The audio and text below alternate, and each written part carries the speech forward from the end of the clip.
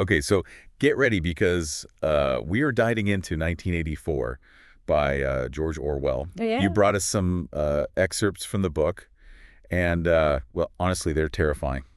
Yeah. And I think what's so scary about this book is that it still resonates with readers, It's these years later. Yeah, it really does, and I think you hit the nail on the head when you said that in your notes about this.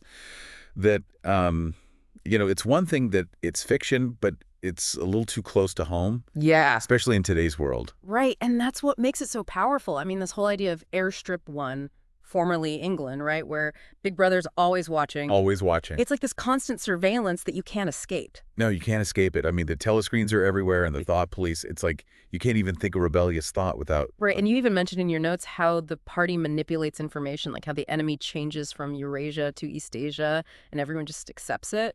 Yeah, it's like 1 minute they're at war with one, and then poof, it's a completely different enemy and nobody even bats an eye. Exactly. It's doublethink in action. It's like believing something one day and then the next day believing the complete opposite just because the party says so. It makes your head spin just thinking about it. It does. It's mind-bending. And then there's Newspeak, right?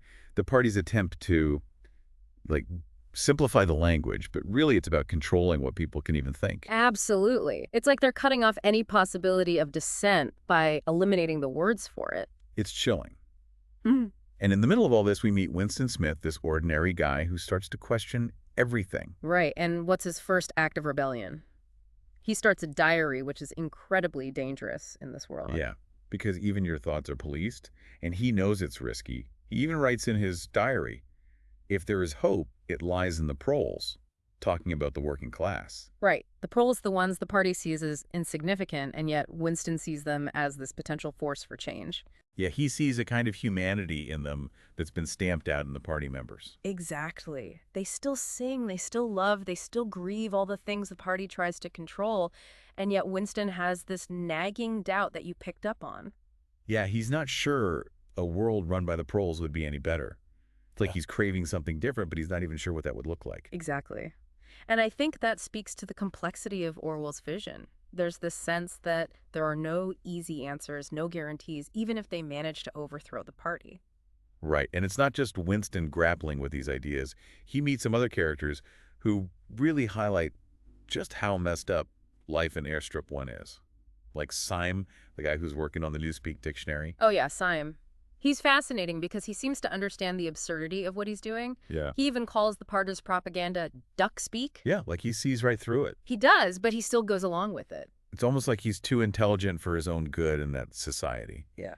And then you have Parsons Winston's neighbor who's like the complete opposite of Syme. Parsons, he's the ultimate example of blind obedience. Hmm. You pointed out that scene where he gets arrested and he actually thanks his kids for turning him in. Oh my God, yes. He says, thank you for saving me before it was too late. It's chilling. It really is. But in a way, you can see how the party's indoctrination works. They create this environment where loyalty is everything and questioning is considered thought crime. And they back it up with fear and manipulation. Remember the adjustments to the rations. Right.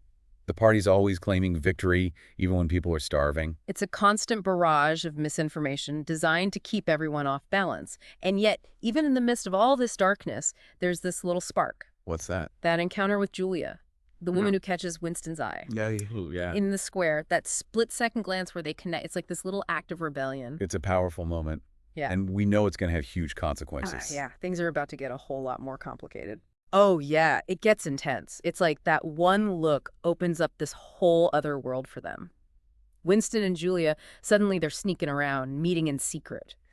It's They find this little room above a junk shop, right? right above a junk shop, and it becomes their little haven away from the telescreens and the party. Their own little bubble of freedom. Exactly. Although it's a fragile bubble, because they both know the risks. Oh, yeah, they're playing with fire for sure. They are, but they're drawn to each other, and they're both so hungry for something real, something the party can't touch. And that's when O'Brien, this high-ranking party official, comes into the picture. Okay, so talk about O'Brien, because in the beginning, I wasn't sure what to make of him. Right.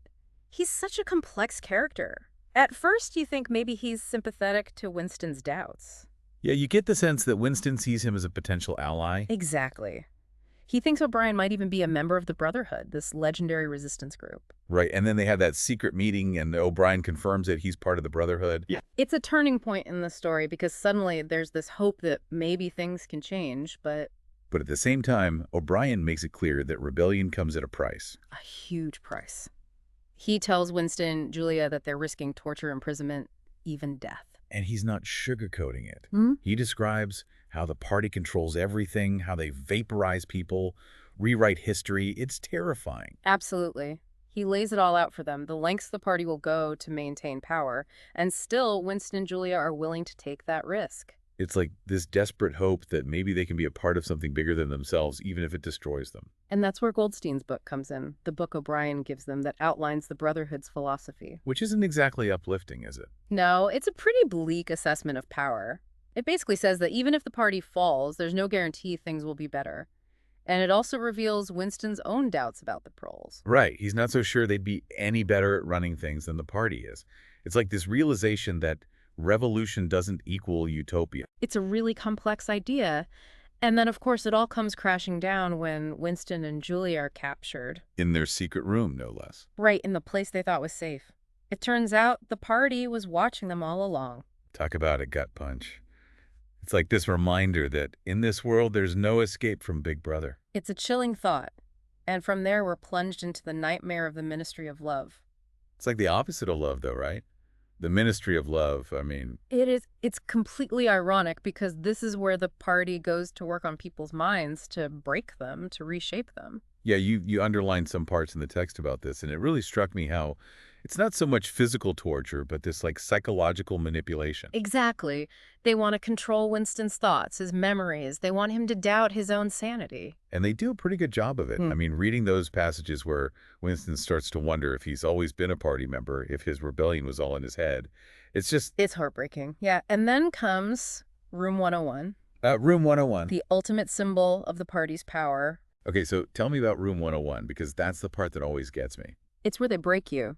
Not with pain necessarily, but by confronting you with your deepest fear, the thing that terrifies you more than anything. And for Winston, that's Rats. the rat. Oh my God. That scene where he's strapped down and the cage is right there in his face, and O'Brien is just so calm and collected, it still gives me chills. It's supposed to be chilling. It shows how far the party will go to maintain control. They don't just want obedience, they want total submission. They want to crush the human spirit. And they succeed, at least with Winston. I mean, when he screams, "Do it to Julia, not me."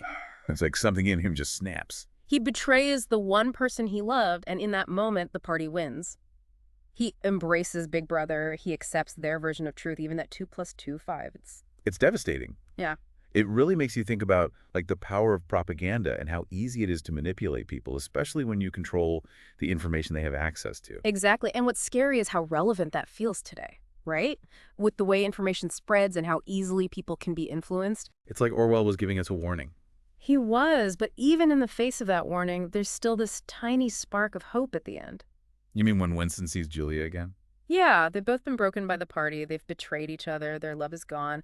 But there's this one moment where Winston remembers that childhood rhyme, "Under the spreading chestnut tree, I sold you and you sold me." What do you make of that? I think it suggests that even in a totalitarian state, a part of us remains unconquered. Maybe a tiny part, but it's still there. It's a reminder that the human spirit is resilient, even in the face of unimaginable oppression. Wow, that's a powerful thought. So where does that leave us? I mean, after this deep dive, I'm feeling a lot of things. Mostly fear, I think, but also a sense of like gratitude for the freedoms we do have and how important it is to fight for them. Absolutely. Orwell shows us what can happen when we let go of those freedoms, when we stop questioning, when we blindly accept the narratives we're given. It's a chilling reminder to never take our freedom for granted, to always be critical thinkers, and to resist oppression in all its forms. I think that's a perfect place to end it. Thanks for taking this deep dive with me. It's been quite a journey. Yeah, it has. Thanks for having me.